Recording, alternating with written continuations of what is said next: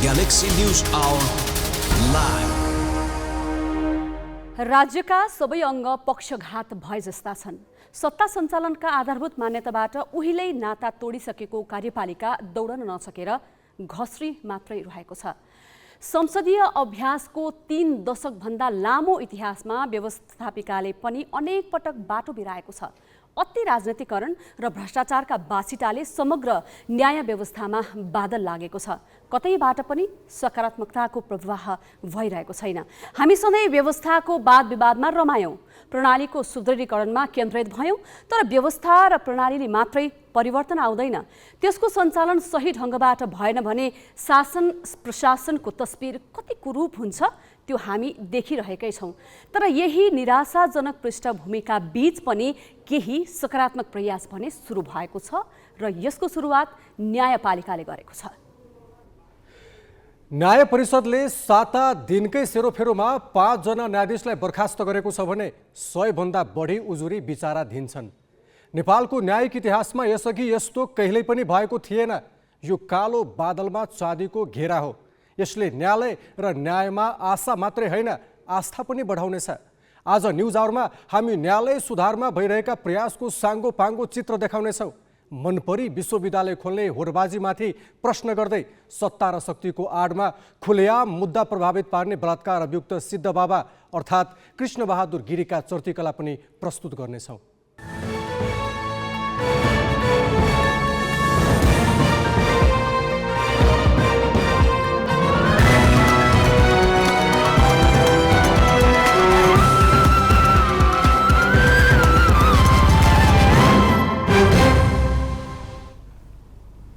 नमस्कार, यो हो ग्यालेक्सी न्युज आवर।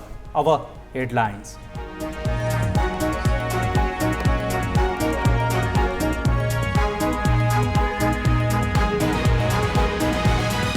दशौं दिनमा संसदीय छानबिन विशेष समितिमा पूर्व अर्थमन्त्री शर्माको बयान। बजेट लेखनमा घुसपैठको आरोप अस्वीकार। समितिको म्याद 7 दिन थप।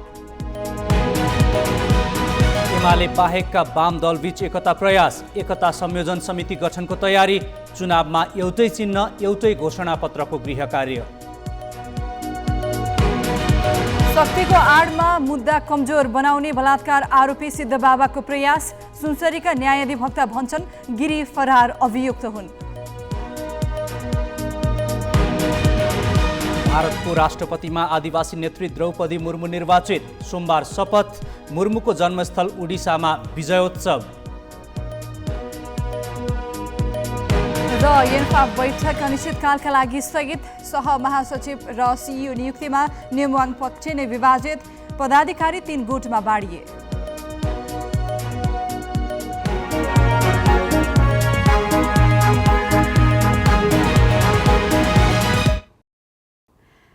न्यायालयभित्र व्यथिति र विसङ्गति छन् भन्ने कुरा नौलो रहेन। न्यायालय बाहिरबाट मात्र यो प्रश्न उठाइएको होइन, न्यायाधीशहरू स्वयंले सार्वजनिक रूपमा स्वीकार गरेको विषय हो। चौतर्फी रूपमा प्रश्न उठेपछि न्यायालयमा सुधारको पहल सुरु भएको छ। प्रधान न्यायाधीश चोलेन्द्र शमशेर राणा निलम्बनमा परेपछि न्यायालयको नेतृत्व सम्हालेका कायम मुकायम प्रधान न्यायाधीश दीपक कुमार कार्कीले सुधारको अभियान चलाई कैफियत देखिएका उच्च र जिल्ला अदालतका 5 न्यायाधीशलाई बर्खास्त गरेका छन्। 10 दिनको अवधिमा यति धेरै न्यायाधीश बर्खास्त भएको नेपालको इतिहासमा यो पहिलो पटक हो। कार्यक्षमताको अभाव, खराब आचरण र कार्य सम्पादनमा बदनियत देखिए न्यायाधीशमाथि कारबाही गर्ने निकाय न्याय परिषद हो। परिषदले जिल्ला र उच्च अदालतका न्यायाधीशमाथि कारबाही गर्न सक्ने कानुनी व्यवस्था छ। कानुनले दिएको अधिकार प्रयोगमा चुकेको भनेर लामो समयदेखि आलोचित परिषद अहिले सक्रिय बनेको छ। न्याय बिक्री हुने गरेको भनेर जिल्लादेखि सर्वोच्च अदालतको आलोचना बढिरहँदा कायम मुकायम प्रधान न्यायाधीश दीपक कुमार कार्की आफैले न्यायालयमा विकृति रहेको सार्वजनिक रूपमै स्वीकार गरेका थिए। न्याय परिषदको नेतृत्व सम्हालेपछि उनले शुद्धिकरण अभियान अगाडि बढाएका छन्, जसको नतिजा देखिन थालेको छ। असार 26 देखि साउन 3 सम्म उच्च अदालतका 3 र जिल्लाका 2 न्यायाधीश बर्खास्तगीमा परे। उच्च अदालत दिपायलको महेन्द्रनगर इजलासका न्यायाधीश राकेश कुमार निधि र जिल्ला अदालत काठमाडौँका न्यायाधीश अनिल कुमार शर्मा साउन 3 गते बर्खास्त भए। यस्तै उच्च अदालत सुर्खेतको जुम्ला इजलासका नसरुल्लाह अन्सारी र जिल्ला अदालत बर्दियाका न्यायाधीश लोकजङ शाह असार 31 गते जिम्मेवारी मुक्त भए।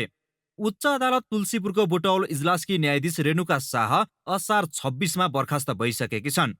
काममा कैफियतदेखि योग्यतामा प्रश्न उठाएर 5 न्यायाधीशलाई बर्खास्त गरिएको हो। अब जो न्यायाधीशहरूलाई कारबाही गरियो, कारबाही गर्दा चाहिँ न्याय परिषद ऐन बहुमती मात्रै कारबाही गर्छ। त्यसो गर्दाखेरि उहाँहरूको चाहिँ कार्यक्षमताको अभाव, खराब आचरण र बदनियतपूर्वक काम गरेको देखिएमा यी कुराहरू पुष्टि भएमा कारबाही गर्ने हो। र सामान्यतया एकजना रेणुकुमारी शाहलाई चाहिँ उहाँको अयोग्यता लुकाको आधारमा कारबाही गरेको हो। बाँकी अरू न्यायाधीशहरूलाई चाहिँ पदमुक्ति गर्ने सन्दर्भमा कारबाही गर्दा खराब आचरण र कार्यक्षमताको आधारमा कारबाही गरिएको छ। पटक पटक विवादित फैसला गरेका विभिन्न जिल्ला अदालतका 7 न्यायाधीश कारबाही स्वरूप सर्वोच्च अदालत तानिएका छन्। जिल्ला अदालत काठमाडौँका सूर्यप्रसाद अधिकारी र अम्बिका निरौला, अछामका नवीन कुमार जोशी, जुम्लाका जवाहर प्रसाद सिंह, धनुषाका परशुराम भट्टराई र बाँकेका श्यामसुन्दर अधिकारी अहिले सर्वोच्चमा हाजिर गर्ने भूमिकामा सीमित छन्। परिषदले उनीहरूमाथि अनुसन्धान गरिरहेको छ। तर जिल्ला अदालत रामेछापका न्यायाधीश बद्री ओलीले भने छानबिनमा परेपछि राजीनामा दिएका छन्, स्वीकृत भने भएको छैन। जुम्लाका न्यायाधीश जवाहर प्रसाद सिंहले साउन 7 गते अवकाश पाउँदैछन्। न्याय सम्पादन प्रभावित हुने गरी कानुन व्यवसायीसँग डिल गरेको अडियो बाहिरिएपछि जिल्ला अदालत काठमाडौँका न्यायाधीश राजकुमार कोइरालामाथि परिषदले 3 सदस्यीय समिति गठन गरेर छानबिन गरिरहेको छ। न्यायाधीशको आचरणमाथि प्रश्न उठाउँदै परिषदमा 125 उजुरी परेका छन्। उजुरी परे बाहेकका विकृति पनि न्यायालयमा छ्यापछ्याप्ती छन्। त्यसैले केही न्यायाधीशमाथि कारबाही गरेकै भरमा न्यायालयमा शुद्धिकरण हुन्छ भनेर विश्वास गर्ने अवस्था छैन। यो केवल केही न्यायाधीशहरूलाई कारबाहीको दायरामा ल्याएर मात्र होइन, न्यायाधीशहरूलाई कारबाही गर्दाखेरि प्रोसेस पुर्याएर गर्नुहोस् ताकि कुनै पनि गलत व्यक्तिले पुनः फेरि कुनै माध्यमबाट प्रवेश गर्न नसकोस्। एउटा अर्को, यदि आवश्यक पर्छ धेरै हदसम्म ठुलो असक्षमता छ न्यायालयभित्र होइन, न्यायपालिकाका विशेष गरी 4वटा कम्पोनेन्ट भन्छु म, न्यायाधीश, कानुन व्यवसायी, अदालतमा काम गर्ने कर्मचारीहरू र सरकारी वकिल, यो 4वटा कम्पोनेन्ट मिलेर वास्तवमा न्यायालयको एउटा कम्प्लिट काम हुन्छ। यो 4वटै कम्पोनेन्ट एकदम सही ढङ्गबाट यसमा काम गर्नुपर्छ। र यदि लाग्दछ कि होइन जस्टिस दिन नसक्ने न्यायाधीश त्यहाँ छ भन्ने लाग्दछ भने एकपटक पुनर्नियुक्ति गरे हुन्छ। प्रधान न्यायाधीश राणाले न्यायालयभित्रको विकृतिलाई मलजल गरेको भने सहकर्मी न्यायाधीशले आन्दोलन स्वरूप 40 दिन इजलास बहिष्कार गरे। कानुन व्यवसायीले 110 दिन सर्वोच्च नै घेरे। सर्वोच्चका न्यायाधीश हरिकृष्ण कार्की नेतृत्वको समितिले बुझाएको प्रतिवेदनमा न्यायाधीश नियुक्तिदेखि नै शुद्धिकरण चलाउन सुझाव दिइएको छ। शुद्धिकरणको प्रयास स्वरूप परिषदले न्यायाधीश नियुक्तिको मापदण्ड समेत बनाएको छ। मापदण्ड कुन रूपमा कार्यान्वयन हुन्छ र परिषदले कैफियत देखिएका अरू न्यायाधीशमाथि कस्तो कारबाही गर्छ भन्नेमा धेरैको चासो छ। क्यामेरामा सबिन महर्जनका साथ बासु खड्का, ग्यालेक्सी फोके, काठमाडौँ। न्याय परिषदले न्यायालयमा शुद्धिकरणका लागि चालेको कदमलाई सुधारको सङ्केतका रूपमा लिन सकिन्छ भनेर हामीले सर्वोच्च अदालतका पूर्व न्यायाधीश पवन कुमार ओझालाई सोधेका छौँ। जुडिसियरी भित्रका राम्रा मान्छेहरूलाई पन्छाएको कारणले गलत मान्छेहरू आए र गलत मान्छे प्रिभेल गरेर गए। त्यसले गर्दाखेरि यो ओभरअल जुडिसियरीको क्याडरमा, मोरलमा ठुलो प्रश्न उठ्यो। राम्रा मान्छेहरू दबेर बस्ने, नराम्रा मान्छेहरू अथवा चाहिँ त्यस्ता असक्षम मान्छेहरू चाहिँ विभिन्न कारणबाट, विभिन्न तरिकाबाट चाहिँ माथि पुग्ने, माथि जाने, यस्ता किसिमका क्रियाकलाप भएको कारणले नै जुडिसियरीमा जथाभावी भएर त्यसको हुनुपर्ने जुन आस्था हो, जनआस्था हो, त्यो जनआस्था समाप्त भएर गयो। कति किसिमका व्यथितिहरू हामीले देख्छौँ, पाइन्छन्। त्यो अध्ययन हुनु पर्यो, थाहा पाउनु पर्यो समस्या के हुन्, त्यो समस्याहरू निकालेर अनि समस्याको एक एक गरेर केलाएर समाधान गर्ने हो भने मात्रै जुडिसियरीको शुद्धिकरण हुन्छ भनौँ, या यसलाई चाहिँ हामी रिभाइटलाइज गर्न सक्छौँ। नत्र भने जुडिसियरी यो डराएर चल्ने जुन जुडिसियरी हो नि, हाम्रो जुडिसियरी डराएर चल्नु हुँदैन, निर्भीक ढङ्गले चल्नुपर्छ। निर्भीक ढङ्गले भने स्वच्छन्द पनि हुनु भएन, स्वतन्त्र हुनु पर्यो, तर ढङ्गले आफ्नो विवेक प्रयोग गरेर निर्णय गर्न सक्ने हुनु पर्यो। गर्नुपर्ने कुरा चाहिँ के हो भने न्याय परिषदले या सर्वोच्च अदालतले वास्तवमै सर्वोच्च अदालत देखि लिएर सबै अदालतहरूमा न्यायपालिकामा के हो त समस्या, न्यायाधीशको योग्यतै नपुगेको हो कि असक्षमता भएको हो कि उनीहरूले चाहिँ त्यो कामै गर्न नसके हो कि त्यहाँ मान्छेहरू योग्यता नभइकन त्यहाँ पुगेका हुन् कि के हो त, मूल समस्या के हो, यो कुरो पहिले पत्ता लगाउनु पर्यो। समयमै न्याय नपाएर थलिएका नागरिकका दुःख एकातिर छन्, न्यायमा हुने बेमानी र साठगाँठ अर्कातिर छन्। न्यायको अन्तिम आशा अदालत बिचौलिया र भ्रष्टको चङ्गुलमा भिडिएका कारण न्यायप्रति भरोसा उठ्दै गएको थियो। तर निष्पट कालो बादलमा चाँदीको घेरा देखिन थालेका छन्। न्यायालय शुद्धिकरणको यो प्रयास सफल हुने हो भने राज्यका अरू अङ्ग पनि क्रमशः तङ्ग्रिँदै जानेछन्। अब केही न्युज संक्षेपमा। सभामुख अग्निप्रसाद सापकोटाले अमेरिकी स्टेट पार्टनरसिप प्रोग्राम एसपीपी बारे मन्त्री परिषदले गरेको निर्णय कार्यान्वयन बारे संसदलाई जानकारी दिन रुलिङ गरेका छन्। प्रतिनिधि सभाको आजको बैठकमा सभामुख सापकोटाले निर्णय कार्यान्वयनको अवस्थाबारे जानकारी गराउन सरकारलाई रुलिङ गरेका हुन्। चौतर्फी विरोधपछि मन्त्री परिषदले 1 महिना अघि एसपीपी सम्झौता नगर्ने र यसबारे अमेरिकालाई पत्र पठाउने निर्णय गरेको थियो। तर सरकारले अहिलेसम्म पत्राचार गरेको छैन। परराष्ट्र मन्त्रालयले अध्ययन गरिरहेको बताएको छ। सत्तारूढ र विपक्षी दलका सांसदहरूले प्रश्न उठाएपछि सभामुखले रुलिङ गरेका हुन्। रामेछापको मन्थलीमा निर्माणाधीन अस्पतालको काम छाडेर भागेका ठेकेदारले श्रमिकको 45 लाख रुपियाँ ज्याला नदिएको पाइएको छ। ठेकेदार कम्पनी गाल्वालाल शुभम मेन्द्रो जेबी काठमाडौँले काममा लगाएका 78 श्रमिकलाई 8 महिनाको ज्याला नदिएको हो। ज्याला नपाउँदा इलाम, खोटाङ, सर्लाही, सिन्धुली लगायत जिल्लाका श्रमिकले खान बस्न समस्या झेलिरहेका छन्। यसबाहेक ठेकेदार कम्पनीले अस्पताल निर्माण क्षेत्र आसपासका होटल र खाद्यान्न पसलमा समेत ठूलो रकम तिर्न बाँकी छ। न्यायालय शुद्धिकरणले आशा जगाइरहँदा हामी त्यस्ता सर्वशक्तिमान व्यक्तिको चर्चा गर्दैछौँ जसले राज्य संयन्त्रलाई नै मुठ्ठीमा राखेका छन्। आफूलाई सिद्धबाबा घोषणा गरेका बलात्कार अभियुक्त कृष्णबहादुर गिरी फुक्का फाल हिँडिरहँदा राज्य संयन्त्र चुपचाप छ। विस्तृत विनय कुमारबाट। सिद्धबाबा भनिने कृष्णबहादुर गिरी कानुनको नजरमा फरार व्यक्ति हुन्। बलात्कार आरोपमा उनी विरुद्धको मुद्दा अदालतमा विचाराधीन छ। तर उनी सत्ता र शक्तिको आडमा खुलेआम घुम्दै मुद्दा प्रभावित पार्ने दाउमा छन्।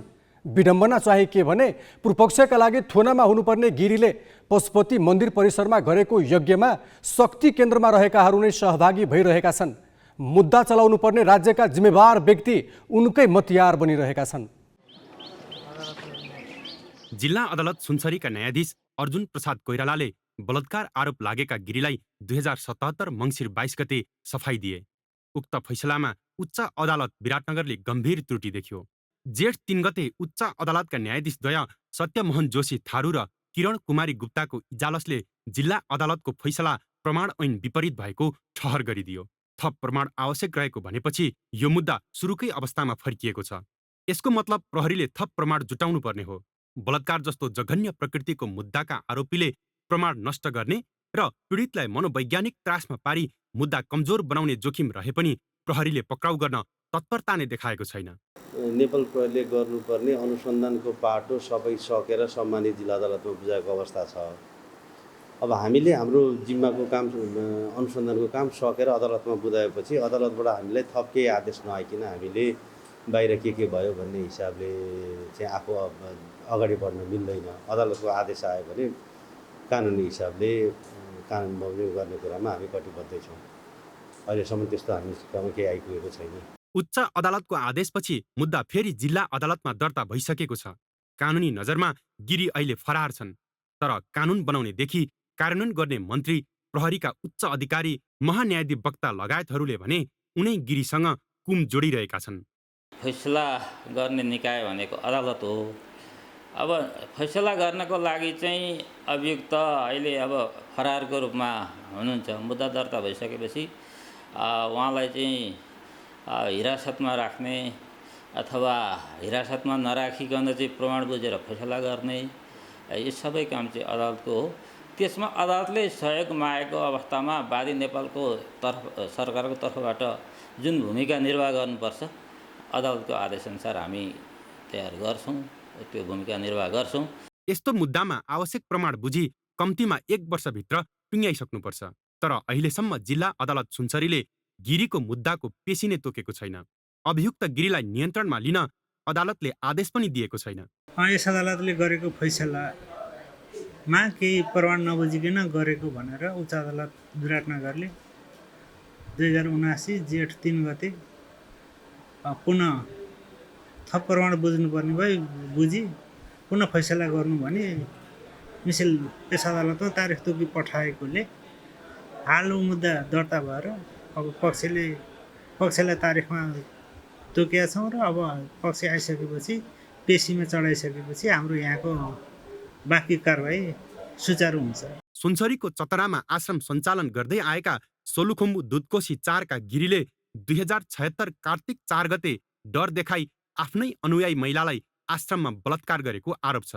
तर उच्च अदालतले जिल्ला अदालतको फैसलामा त्रुटि औँल्याएको 2 महिना बितिसक्दा पनि अभियुक्त गिरीलाई पक्राउ गरेर कारबाही अगाडि बढाउनुको साटो सत्ता सञ्चालकहरू नै उनको आतिथ्य ग्रहण गर्नुलाई उन्मुक्त दिने प्रपञ्चका रूपमा लिएको छ।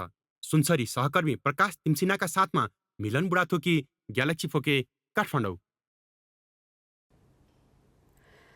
उच्च अदालतले थप प्रमाण जुटाई फैसला गर्नु भनी जबरजस्ती करणीको मुद्दा पुनः जिल्लामा फर्काएको अवस्थामा कारबाही प्रक्रिया कसरी अगाडि बढाइनुपर्छ भनेर हामीले फौजदारी कानुनका जानकार अधिवक्ता इन्द्र प्रसाद अर्याललाई सोधेका छौँ। जबरजस्ती करणी जस्तो गम्भीर विषयमा मुद्दा चलिरहेको छ, त्यो मान्छेको मुद्दा पुनरावेदन अदालतले हाइकोर्टले फर्काइदिइसकेपछि चाहिँ त्यसको यथास्थिति के हुन्छ भने अघिल्लो आदेश जे छ त्यो आदेशको कार्यान्वयन गर्नुपर्छ, या उसलाई थुनामा राख्ने कि नराख्ने भनेर कि चाहिँ फेरि थुनछेक गर्नु पर्यो। त्यो व्यवस्था कार्यविधिमा छैन, फौजदारी कार्यविधिमा छैन। नभइसकेपछि उनको यथास्थान बाटो कहाँ हो भने फैसला हुनुभन्दा अगाडिकै कन्डिसनमा मुद्दा आइसक्यो, पुनः प्रमाण बुझ, पुनः प्रमाण बुझी वरि हेरी सोधी चाहिँ त फैसला गर भनेर हाइकोर्टले तपाईँको चाहिँ जिल्ला अदालतलाई पठाइदिइसकेपछि, डिस्ट्रिक्ट कोर्टलाई पठाइदिइसकेपछि त उनी पनि के हुनु पर्यो भने उही हैसियतमा पूर्वपक्षका लागि थुनामा हुनु पर्यो। र साधारण मान्छे भएको भए उच्च अदालतले विराटनगरले फर्काउने भनेर आदेश गरेका दिन उसलाई समातेर भित्र हालिसकेका हुन्थे। मुद्दा जिल्ला अदालतमा चलेको छ, पीडित सामान्य मान्छे हुन्छ, पीडित कुनै चाहिँ तपाईँको मन्त्री प्रधानमन्त्री या तपाईँको चाहिँ महाधिवक्तासँग एट्याचमेन्ट भएको मान्छे त पीडित त हुँदैन भने अब ती सबै मान्छेसँग पीडकको चाहिँ तपाईँको राज्य संयन्त्र पुरा क्याप्चर गर्न सक्ने गरी पीडकको सम्बन्ध हुने भएपछि त्यो फोटो देखाएर पनि प्रभावित हुन्छ, डराइहाल्छ नि मान्छे त, साँच्ची त तपाईँको बोल्नै सक्दैन, डराइहाल्छ नि।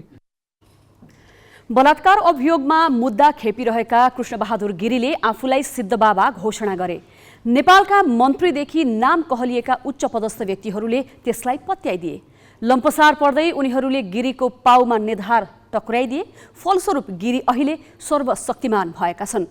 पूर्वपक्षका लागि थुनामा हुनुपर्ने व्यक्ति पशुपतिनाथ कब्जा गर्दै महायज्ञ लगाइरहेका छन्। उनको यो उपद्रवलाई साथ दिनेहरूमाथि अहिले नै लगाम लगाउन सकिएन भने यसले विधिको खिल्ली उडाउनेछ। अब केही न्युज संक्षेपमा। भारतको इतिहासमा पहिलो आदिवासी नेत्री द्रौपदी मुर्मू राष्ट्रपतिमा निर्वाचित भएकी छन्। भारतको 15औं राष्ट्रपतीय निर्वाचनमा भारतीय जनता पार्टी भाजपाको तर्फबाट उम्मेदवार बनेकी मुर्मूले 5,77,777 मत प्राप्त गर्दै विजयी भइन्। विपक्षी गठबन्धनका उम्मेदवार यशवन्त सिन्हाले 2,61,062 मत प्राप्त गरे। मुर्मूको जन्मस्थल उडिसामा नाचगान सहित विजयोत्सव मनाइएको छ। मुर्मू भारतमै पहिलो आदिवासी महिला राष्ट्रपति भएकी छन् भने प्रतिभा पाटिलपछि दोस्रो महिला राष्ट्रपति बनेकी छन्। गत सोमबार भएको राष्ट्रपतीय निर्वाचनको मतगणना आज गरिएको हो। मुर्मूले आगामी सोमबार राष्ट्रपति पदको शपथ लिनेछिन्। वर्तमान राष्ट्रपति रामनाथ कोविन्दको कार्यकाल आइतबार सकिँदैछ। श्रीलङ्काका नवनिर्वाचित राष्ट्रपति रनिल विक्रमासिंघेले शपथ लिएका छन्। श्रीलङ्काको 8औं राष्ट्रपतिमा निर्वाचित विक्रमासिंघेलाई आज त्यहाँका प्रधान न्यायाधीशले शपथ गराएका हुन्। 6 पटक प्रधानमन्त्री भइसकेका 73 वर्षीय विक्रमासिंघेले हिजो संसदमा भएको निर्वाचनमा 134 मत प्राप्त गरेका थिए। आन्दोलनकारीले भने विक्रमासिंघे पनि राष्ट्रपति राजपाक्से परिवारसँग निकट भएको भनी आन्दोलन जारी रहने चेतावनी दिएका छन्। तत्कालीन राष्ट्रपति गोटाबाया राजपाक्सेले देशबाट भागेर राजीनामा दिएपछि संसदले नयाँ राष्ट्रपति चयन गरेको हो। संसदबाट 10 दिनको म्याद लिएर काममा जुटेको संसदीय विशेष छानबिन समितिले अन्तिम दिन बल्ल तत्कालीन अर्थमन्त्री जनार्दन शर्मालाई बोलाएर बयान लियो। यसबीच अनेक शङ्का उपशङ्का उब्जिए, यद्यपि ती शङ्का निवारण भइसकेका छैनन्। विस्तृत साजना तामाङबाट। बजेटमा करका दर हेरफेरमा अनधिकृत व्यक्तिलाई संलग्न गराएको र त्यसको प्रमाणका रूपमा रहेको सीसीटीभी दृश्य मेटेको आरोप लागेका तत्कालीन अर्थमन्त्री जनार्दन शर्मासँग संसदीय छानबिन विशेष समितिले आज 3.5 घण्टा लामो बयान लियो। तर शर्माले आफूमाथिको आरोप अस्वीकार गरे। समितिले अहिलेसम्म कुनै प्रमाण जुटाउन सकेको छैन। 10 दिनको म्याद गुजारेको समितिले थप 7 दिनको समय पाएको छ। प्रहरीको प्रयोगशालाले हार्ड डिस्क हेरेर कुनै प्रमाण दिन्छ कि भन्ने समितिको आशा छ। समितिले बिहिबार बिहान तत्कालीन अर्थमन्त्री शर्मालाई बयानका लागि बोलाएको थियो। उनी 8:30 बजे मलिन अनुहार लिएर समितिका सदस्य रहेको हलमा प्रवेश गरे। 3.5 घण्टाको बयानपछि उनी हँसिलो मुद्रामा निस्किए। छानबिन समितिमा के कुरा राख्नुभयो भन्ने सञ्चारकर्मीको जिज्ञासामा उनी संक्षिप्त प्रतिक्रिया दिएर गाडी चढेर गए। मैले आफ्नो उहाँहरूले सोधेका प्रश्नको जवाब दिएको छु, बाँकी कुरा उहाँहरूले भन्नुहुन्छ। शर्मामाथि जेठ 14 गते राति करका दर हेरफेरमा अनधिकृत व्यक्तिलाई संलग्न गराएको आरोप छ। यस्तै प्रमाणका रूपमा रहेको मन्त्रालयको सीसीटीभी दृश्य मेटेको आरोपका कारण चौतर्फी आलोचना भएपछि शर्मा राजीनामा दिन बाध्य भएका थिए। तर समितिमा उनले बजेट निर्माणमा अनधिकृत व्यक्तिको प्रवेश नै नभएको दाबी गरे। उनले आफ्नो कुरा पत्यार नलागे सुरक्षाकर्मीसँग सोध्न भनेका छन्। साथै सीसीटीभीको दृश्य मेटिएको विषयमा आफूलाई जानकारी नभएको उनको जवाब थियो। छानबिनका लागि पाएको 10 दिनमा समितिले दिनहुँ बैठक राख्यो। उसले अर्थ सचिव मधु मरासिनी, राजस्व सचिव कृष्णहरि पुष्कर र बजेट निर्माणमा संलग्न अरू कर्मचारीसँग सोधपुछ गर्नुका साथै पूर्व अर्थ सचिवहरूसँग पनि छलफल गर्यो। तर अहिलेसम्म आरोप प्रमाणित हुन सक्ने कुनै सुराग फेला पार्न सकेको छैन। समितिले अर्थ मन्त्रालयमा बजेट निर्माणका बेला रेकर्ड भएको सीसीटीभी दृश्य नपाएपछि मन्त्रालयसँग हार्ड डिस्क मागेर प्रहरीलाई बुझाएको छ। प्रहरीले हार्ड डिस्कबाट डाटा रिकभर गर्न कम्तीमा 10 दिन समय लाग्ने बताएकाले समितिसँग प्रहरीको फरेन्सिक रिपोर्ट कुर्नु बाहेक अर्को विकल्प छैन। धेरै प्रमाणहरू हामी बुझिया छौँ, केही प्रमाणहरू केलाउनु पर्ने बाँकी छ। तो फोटेज जुन छ सीसीटीभीको, त्यो सीसीटीभीको फोटेजमा हामी धेरै समय लगायौँ र अहिले फरेन्सिक ल्याबमा पठाइराखेका छौँ। अब त्यसमा त टेक्निकली जुन टाइम लाग्छ त्यो लाग्नै भयो।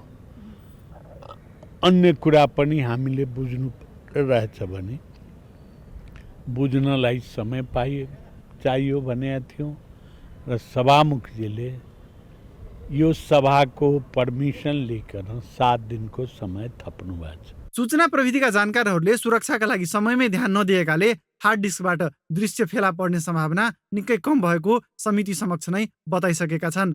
10 दिनसम्म प्रमाण फेला पार्न नसकेको मात्र होइन, समिति नेतृत्व छान्न पनि असफल भएको छ। सभापति चयनको विषयमा समितिमा छलफल समेत भएको छैन।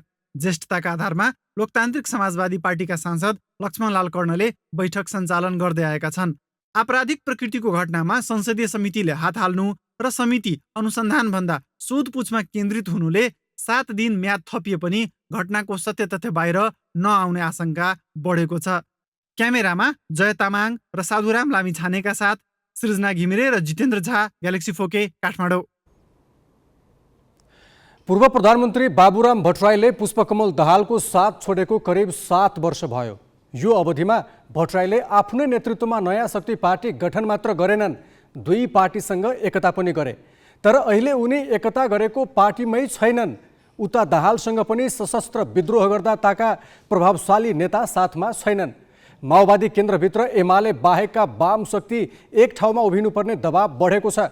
मङ्गलबार भट्टराई, नेकपा एकीकृत समाजवादीका नेता र एमालेबाट अलग भएका वामदेव गौतमसँग छलफल गरेका दाहालले आज भट्टराईसँग फेरि वार्ता गरेका छन्। लगातारको वार्ता एकता संयोजन समिति गठन र चुनावमा एउटै चिन्ह एउटै घोषणापत्रको गृह कार्यमा केन्द्रित भएको माओवादी केन्द्रका प्रभावशाली नेता वर्षमान पुनले बताएका छन्।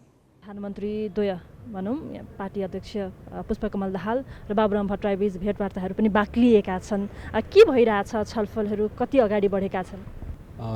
वामपन्थी पार्टीहरू जसमा वैचारिक निकटता छ, एक ठाउँमा आउनलाई छलफल चलिरहेछ।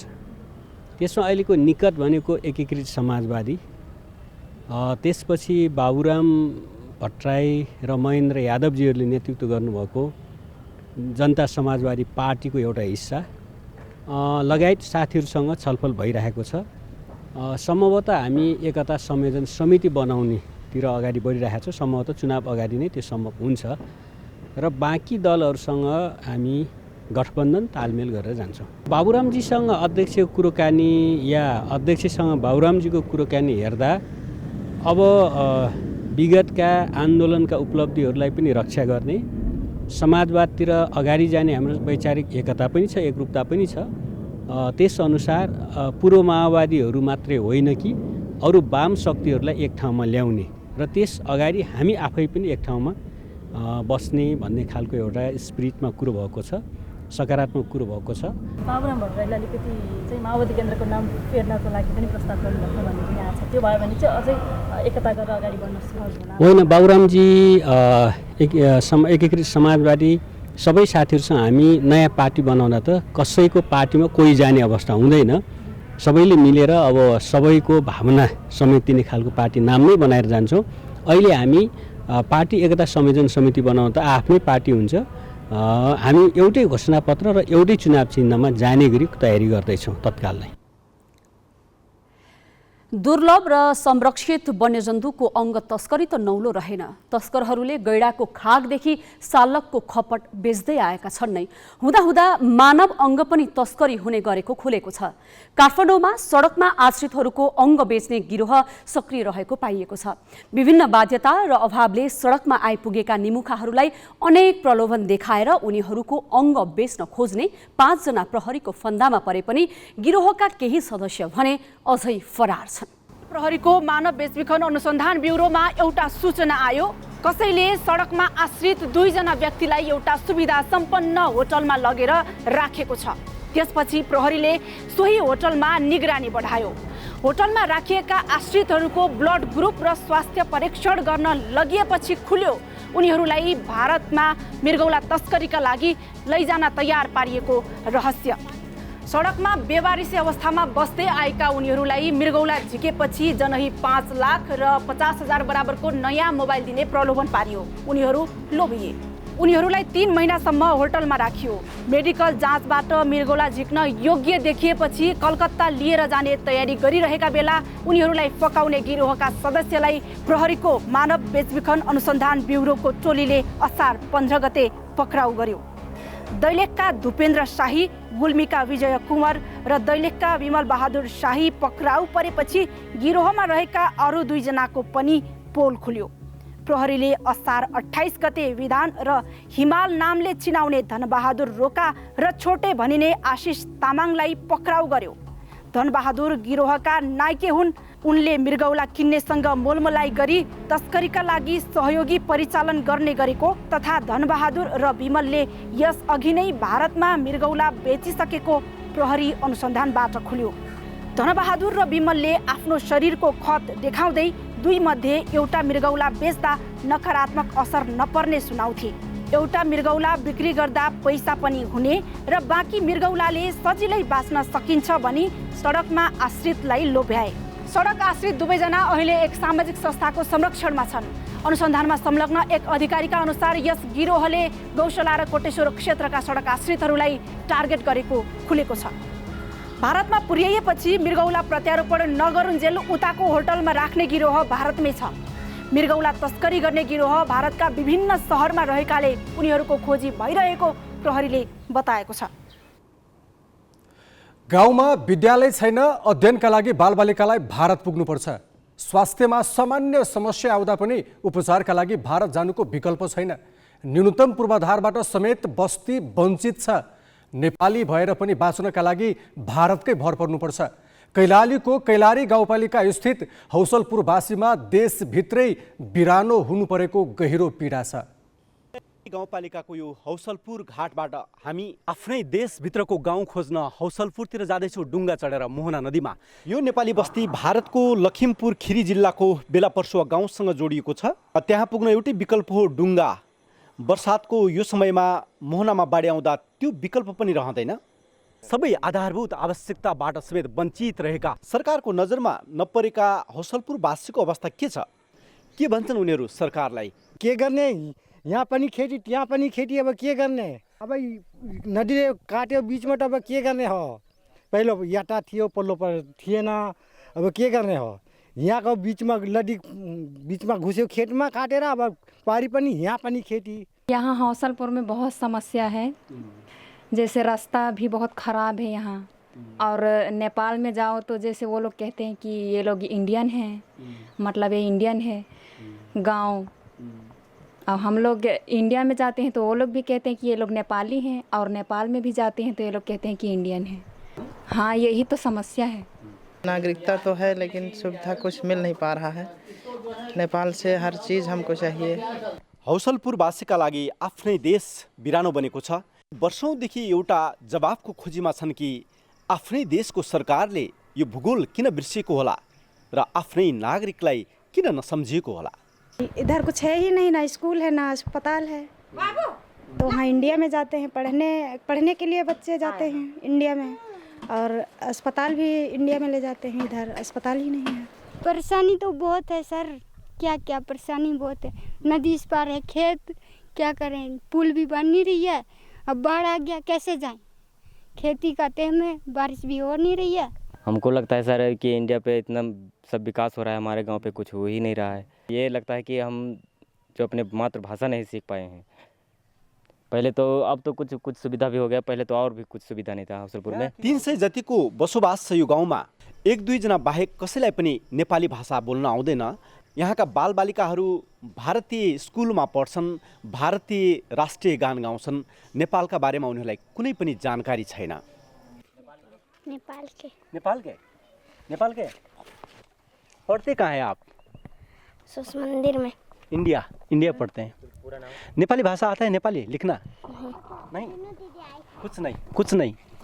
काला पानीको नाभि गुन्जी गाउँको झल्को जस्तै दिने हौसलपुरको अवस्था दर्दनाक छ। समस्या तो बहुत है सर। अब यहाँ पर स्कूल भी नहीं है, बच्चा को पढ़ने को दिक्कत आता है। सब हम लोग इंडिया पढ़ाते हैं। आपका ये बच्चा कहाँ पढ़ता है? इंडिया में पढ़ता है, शिशु मंदिर में। इंडिया इसलिए पढ़ा रहे हैं क्योंकि यहाँ पे दूर पड़ती है, नदी में बाढ़ आती है, दिक्कत पड़ती है इतनी दूर, कीचड़ उचर, इसीलिए। यसरी हौसलपुरका बासिन्दाहरू भारतको यो बेला पर्सोवामा रहेको सरस्वती विद्या मन्दिरमा आफ्ना बालबालिकाहरूलाई पढाउन बाध्य छन्। हमारा तो ये कहना है कि हिंदी के साथ साथ जो हौसलपुर के बच्चे हैं उनकी जो मातृभाषा नेपाली है वो भी उनको आना चाहिए, इसलिए उनको नेपाली भी सीखना चाहिए, क्योंकि नेपाली भाषा उनकी मातृभाषा है। यहाँ पढ़ेंगे तो केवल हिंदी ही सीखेंगे, हिंदी में ही बातचीत करेंगे। जब उधर अपने यहाँ जाते हैं तो उनको दिक्कत पड़ती है। देशले नागरिकता सिवाय अर्थोक केही नदिएको हौसलपुरवासीको गुनासो छ। यसैले बिर्सिएको जस्तो यो भूगोललाई हेर्नुपर्छ सरकारले र हेरोस् देशले। क्यामेरा पर्सन पुष्कर नेपालीका साथ Hikmat Raul, Galaxy four K, Hausalpur, Kailali. Business news का साथमा नेपा टॉप सब ठीक ठाक। नेपा टॉप सब ठीक ठाक।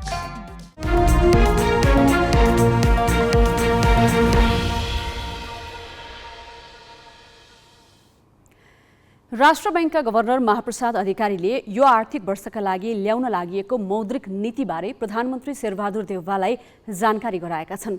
अर्थ मन्त्रालयको समेत जिम्मेवारी सम्हालिरहेका प्रधानमन्त्री देउवालाई मौद्रिक नीतिमा समेट्न खोजेका मुख्य विषयबारे गभर्नर अधिकारीले आज बालुवाटार पुगेर जानकारी गराएको राष्ट्र बैंकका सहप्रवक्ता नारायण पोखरेलले जानकारी दिए। प्रधानमन्त्रीलाई ब्रिफिङ गरेपछि गभर्नरले राष्ट्र बैंकको सञ्चालक समितिको बैठक बोलाएका छन्। बैठक भोलि बिहानका लागि तय गरिएको हो। बैठकपछि दिउँसो मौद्रिक नीति सार्वजनिक गर्ने राष्ट्र बैंकको तयारी छ। बैंकहरूमा लगानी योग्य पैसा नभएर कर्जा विस्तार संकुचित भएको र विदेशी मुद्राको ढुकुटी खुम्चिँदै गएका बेला मौद्रिक नीतिलाई महत्त्वका साथ हेरिएको छ। शेयर बजार आज 5.87 अङ्कले घटेको छ। 8 दिनदेखि लगातार बढेको बजार आज 2044 बिन्दुमा झरेको हो। 13 मध्ये 11 समूहले नेप्से घटाएका हुन्। ब्याङ्किङ र अन्य समूहको सूचक भने बढेको छ। 1 अर्ब 64 करोड रुपैयाँको सेयर किनबेच भएको छ। लगानीकर्ता राष्ट्र ब्याङ्कले ल्याउन लागेको मौद्रिक नीतिको पर्खाइमा रहेकाले बजारमा ठूलो उतार चढाव नभएको विश्लेषण गरिएको छ। सेयरको अनलाइन कारोबार सुरु भएको 4 वर्ष भयो, तर नेप्सेको सफ्टवेयर प्रणालीले राम्रोसँग काम गरेको छैन, जसका कारण धेरै लगानीकर्ताले बारम्बार महँगो जरिवाना तिर्नु परिरहेको छ। लगानीकर्ताले 2 वर्षमै 25 करोडभन्दा बढी जरिवाना बुझाएका छन्। राज्य भने तीनै लगानीकर्ताको हातबाट गल्ती गराएर राजस्व लिन पल्किएको छ। कञ्चनपुरका दुर्गादत्त भट्ट कोरियामा बसेर सेयर बजारमा कारोबार गर्छन्। भट्टले गुडविल फाइनान्सको सेयर असार 20 गते 2000 र 21 गते 3000 किता बेचे। 22 गते फेरि बेच्न खोज्दा खातामा 2700 किता हुनुपर्नेमा 4700 किता सेयर देखियो। उनले सबै सेयर बेचिदिए। 4700 मध्ये 2000 किता अघिल्लै दिन बेचेको देखिएपछि ब्रोकर कम्पनीले उनलाई 1,20,000 जरिवाना तिर्न भन्यो। उहाँले मोडिफाई गर्नुपर्ने थियो, त्यो मोडिफाई गर्नु पर्यो थियो। उहाँले पटक पटक अर्डर राख्नुभयो। अर्डर राख्न दियो कसले? टिएमएसले अर्डर राख्न दिएको हुन्छ। मैले उहाँले दुर्गा सरलाई त मैले पर्सनली त केही पनि भन्न सक्दैन, किनभने सिस्टमको कारणले गर्दा उहाँ भिक्टिम हुनुभयो। क्लोज आउट भनिने यस्तो समस्या भोग्ने उनी पहिलो लगानीकर्ता होइनन्। अनलाइन कारोबार सुरु भएदेखि नै धेरै लगानीकर्ताले यसरी भारी जरिवाना तिर्दै आएका छन्। सेयर खरिद बिक्रीको हिसाब राख्ने सरकारी कम्पनी सिडिएससी एन्ड क्लियरिङ लिमिटेडका अनुसार लगानीकर्ताले आर्थिक वर्ष 2077-78 मा 15 करोड 35 लाख र गत आर्थिक वर्षमा 9 करोड 79 लाख रुपैयाँ जरिवाना तिर्नु परेको छ। 9,20,119 किता क्लोज आउटमा परेको छ 77-78 मा र एमाउन्टमा कुरो गर्दाखेरि 9 करोड 78 लाख 94,974 रुपैयाँ चाहिँ क्लोज आउट एमाउन्ट छ। कानुन अनुसार लगानीकर्ताले आफ्नो खातामा सेयर भए नभएको जाँच गरेर मात्रै बिक्रीमा राख्नुपर्छ। बिक्री भएको 2 दिनपछि मात्रै सेयर आफ्नो खाताबाट हटाइन्छ, जसका कारण धेरै लगानीकर्ता झुक्किने गरेका छन्। कारोबार गर्ने नेपाल स्टक एक्सचेन्ज नेप्सेले आफ्नो अनलाइन प्रणाली बिक्री भएको सेयर फेरि बेच्न नपाउने गरी बनाइएको भने पनि कैयौं पटक प्रणालीमा समस्या दोहोरिँदै आएको छ, जसको शिकार लगानीकर्ता बन्दै आएका छन्। नेप्सेका अधिकारी भने प्रणालीगत समस्या समाधान गर्ने भन्दा लगानीकर्तालाई आफ्नो खाताको हिसाब आफै राख्नुपर्ने कानुनी व्यवस्था देखाएर पन्छिन खोज्छन्। यसलाई चाहिँ प्रविधिले नै समाधान गरिदियोस् भनेर पनि हामीले चाहिँ सोच्नु भएन भन्न खोजेको मैले, हैन। कानुनलाई पनि हेर्नु पर्यो नि त। कानुनले के भन्छ भन्दाखेरि चाहिँ म आफूसँग भएको भन्दा बढी सेयर बिक्री गर्न हुँदैन, हैन। बिक्री आदेश हाल्दाखेरि चाहिँ आफूसँग भएको कति सेयर छ त्यो यकिन गरेर मात्रै आदेश हाल्नुपर्छ भन्ने कुराहरू पनि हेर्नु पर्यो नि त, हैन। त्यो भएर प्रविधिबाटै चाहिँ सबै थोकको चाहिँ समाधान चाहिँ खोज्नु चाहिँ जायज हो जस्तो मलाई लाग्दैन। नेप्सेले 20 करोड रुपैयाँ भन्दा बढी खर्च गरेर अनलाइन कारोबार प्रणाली बनाएको हो। त्यो प्रणालीले विश्वसनीय ढङ्गमा काम नगर्दा लगानीकर्ताले जरिवाना तिर्नु परिरहेको छ। लगानीकर्ताले तिरेको जरिवानाको 25% हिस्सा अर्थात् 2 वर्षमा 6.25 करोड रुपैयाँ आफ्नो ढुकुटीमा जम्मा भए पनि सरकारले समेत समस्या समाधानमा चासो देखाएको छैन। क्यामेरामा विष्णु थापाका साथ business bureau, Galaxy four K, Kathmandu. Sports news brought to you by Red Blue energy drink सर्वत्र बजारमा उपलब्ध छ।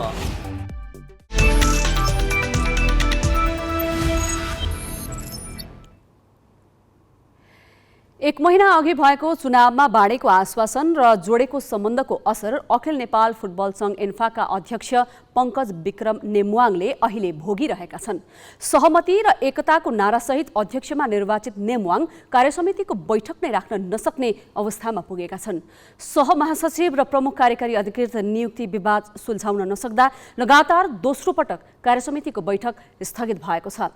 एउटै प्यानलबाट चुनाव जितेकाहरू टाढिएका छन्। अखिल नेपाल फुटबल सङ्घ इन्फाको निर्वाचन भएको 1 महिना मात्र भएको छ, तर नेपाली फुटबललाई विकास गर्न एकजुट हुने नारासहित निर्वाचित नयाँ कार्यसमितिको विवाद छताछुल्ल भइसकेको छ। कार्यसमितिको दोस्रो बैठक दोस्रो पटक पनि हुन सकेन। बिहिबार बिहानका लागि तय भएको कार्यसमितिको बैठक सुरु त भयो, तर धेरै समय चल्न सकेन। 18वटा एजेन्डा तय गरिएकोमा मात्र एक एजेन्डामा छलफल हुँदाहुँदै अध्यक्ष पङ्कज विक्रम नेमुवाङले अनिश्चित समयका लागि बैठक स्थगित गरिदिए। उपस्थितिमा सिग्नेचरको विषयमा अलिअलि समस्या भयो। केही साथीहरूले चाहिँ अब सबै निर्णयपछि मात्रै उपस्थित गर्ने भन्ने भइसकेपछि अब अहिले चाहिँ अध्यक्षज्यूले बैठक सञ्चालन गर्नु अब उपयुक्त वातावरण देख्नु भएन, त्यसकारण स्थगित गर्नुभएको छ। यति कारण केही थिएन। बैठकको उपस्थितिमा सुरुमै हस्ताक्षर गर्नुपर्ने नेमुवाङको शर्त थियो। वरिष्ठ उपाध्यक्ष वीरबहादुर खड्का लगायत 8 पदाधिकारीले हस्ताक्षर गर्न मानेनन्। सहभागी अन्य 10 जनाले भने हस्ताक्षर गरेका थिए। सबै एजेन्डामा छलफल नगराउने छनक अगाडि नै पाइसकेको एक थरीको तर्क छ। यो मिटिङ आज साफ गेमकै एजेन्डामा मात्रै प्रस्तुत भएर स्थगित हुने सम्भावना देखेको कारणले हामीले उपस्थितिमा सिग्नेचर नगरेको हो र अन्तिममा परिणामस्वरूप त्यही हुन गयो। नेतृत्वले गर्नुपर्ने भूमिका, एउटा नेतृत्वले लिनुपर्ने निर्णय, नेतृत्वले गर्नुपर्ने व्यवहार जुन उहाँहरूले चाहिँ एउटा नाराको रूपमा लिनुभयो, उहाँहरूले नै यसमा चाहिँ के भने थप जिम्मेवार हुनुपर्छ जस्तो मलाई लाग्छ। एकताको नारा दिएर नेमुवाङले चुनाव जितेको धेरै भएको छैन। उनकै प्यानलका अधिकांशले चुनाव जिते, तर पदमा पुग्नासाथ द्वन्द्व देखिएको छ, मतभेद बढेको छ। पदाधिकारीहरूले आफूहरूबीच एकता कायमै रहेको दावी गरे पनि अहिले एन्फामा 3 समूह देखिएको छ। अध्यक्ष नेमुवाङ, निवर्तमान अध्यक्ष कर्मा छिरिङ शेर्पा र पूर्व अध्यक्ष गणेश थापा प्रेरित समूह सतहमै देखिएका छन्। कार्यसमितिको सहमहासचिव र सिइओ पदपूर्तिको विषय एन्फामा पेचिलो बनेको छ। चुनाव जित्नकै लागि दिएका आश्वासन र शक्ति प्रयोगले पनि एन्फामा विवाद बढाएको हो।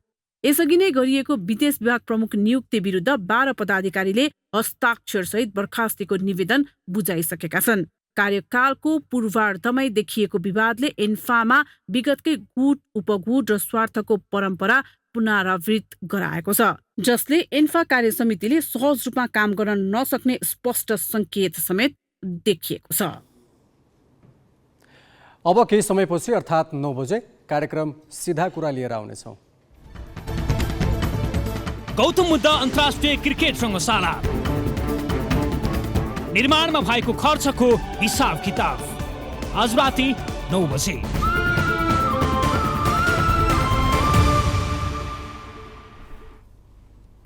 हामी ग्यालेक्सी न्युज आवरको अन्त्यमा छौँ। जाँदा जाँदै हेडलाइन्स।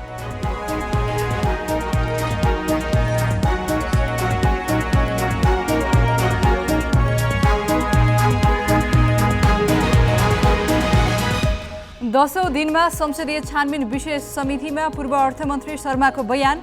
बजेट लेखनमा घुसपैठको आरोप अस्वीकार। समितिको म्याद 7 दिन थप। एमाले बाहेकका वाम दलबीच एकता प्रयास। एकता संयोजन समिति गठनको तयारी। चुनावमा एउटै चिन्ह, एउटै घोषणापत्रको गृह कार्य। शक्तिको आडमा मुद्दा कमजोर बनाउने बलात्कार आरोपी सिद्धबाबाको प्रयास। सुनसरीका न्यायाधिवक्ता भन्छन् गिरी फरार अभियुक्त हुन्। भारतको राष्ट्रपतिमा आदिवासी नेत्री द्रौपदी मुर्मू निर्वाचित। सोमबार शपथ। मुर्मूको जन्मस्थल उडिसामा विजयोत्सव। र एन्फा बैठक अनिश्चितकालका लागि स्थगित। सहमहासचिव र सिइओ नियुक्तिमा नेमुवाङ पक्ष नै विभाजित। पदाधिकारी 3 गुटमा बाँडिए।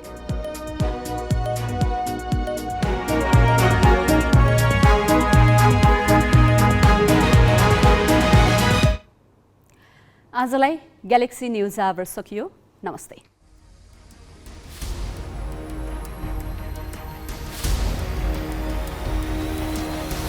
This is Galaxy News Hour